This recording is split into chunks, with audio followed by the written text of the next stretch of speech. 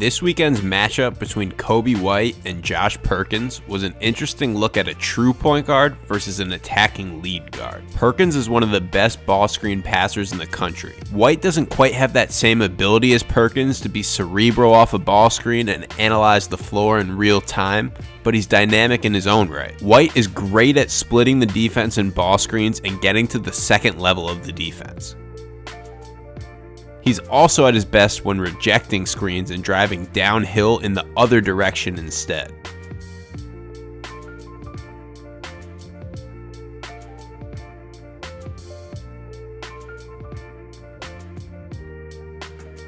He's been a mixed bag shooting off the dribble, but he does have the ability to make teams pay if they go under. But this is something that some opponents might be willing to live with against White.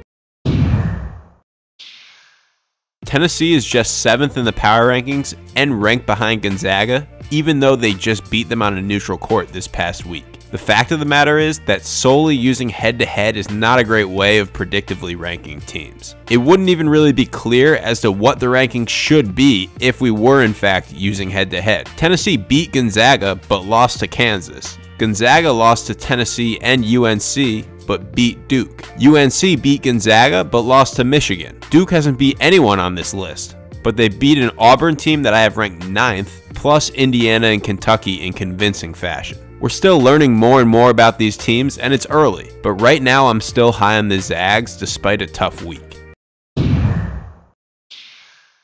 Nevada has been king of the second half in their last 4 games. Against USC, the Pac trailed by 1 at half and won by 12.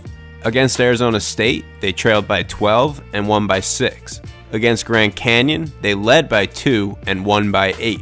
And finally, in their last game against South Dakota State, they trailed by 7 and won by 4. So where does their second half performances rank them compared to the rest of the power rankings? They're currently outscoring opponents by 10.5 points per half in the second half, compared to just 5.7 points per half in the first half. That's the second best scoring margin in the second half of any of the teams in the power rankings behind Duke.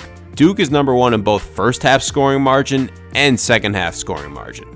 The loss to Gonzaga tempered the takes about how good this Duke team is, but let's not forget they're having a dominant start to the year regardless. Gonzaga is the number 1 offensive team in the country, according to Ken Pomeroy's adjusted offensive efficiency rating. But their defense has slid to just number 64. The last 7 number 1 offenses in the country have coincidentally all either made it to the national championship game or lost in the first round of the tournament. And you can see from the table that defense is the reason why. Oklahoma State, Duke, and Missouri were all ranked 86 or worse on defense, and the 3 teams to lose. Look, there's no sense in taking this trend literally. Gonzaga could lose in the Sweet 16 or the Elite 8 or whenever, but the point is that the defense needs to improve in order to be one of the top national title contenders.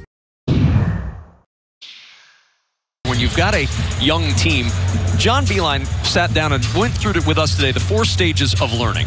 First stage of learning for his kids, they are unconsciously incompetent. That means they don't know what they're doing wrong, but they're doing stuff wrong. Then they become consciously incompetent.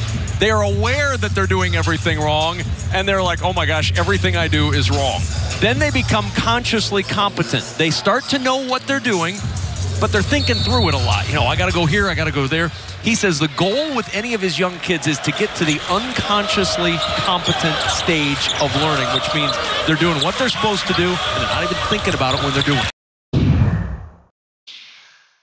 A large chunk of Tony Bennett's blocker-mover offense is the same pin-down flare screen action repeated over and over again. The pin-down in particular is what creates the most scoring opportunities for Virginia, and Ty Jerome is their best player at using them.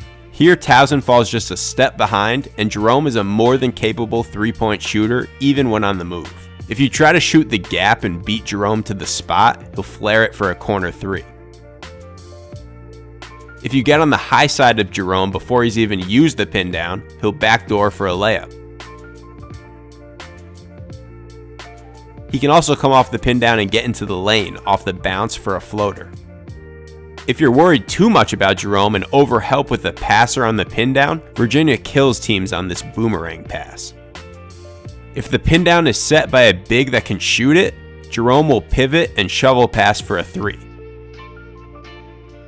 And if the pin down is set by a big that's strictly a roller, Jerome will make the pocket pass. The Kansas-Villanova game featured a battle of adjustments between Bill Self and Jay Wright. Kansas opened the game with a flat hedge on side ball screens and with a tag off the ball to prevent the roller from getting an easy basket. Villanova ran this ball screen 3 times in the first 4 minutes, and each time Booth threw back to the open shooter.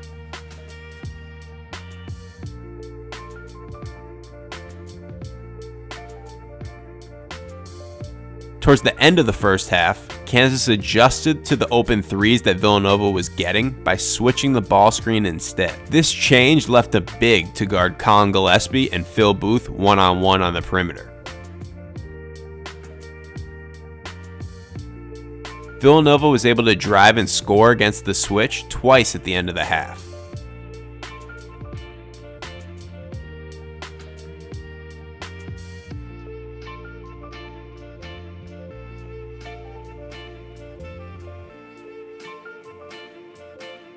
Self wasn't the only one to make adjustments. Early in the second half, Nova bigs started slipping the screen in order to cause confusion for Kansas on their switches. Villanova finished the game scoring 1.07 points per possession, and Kansas remained undefeated.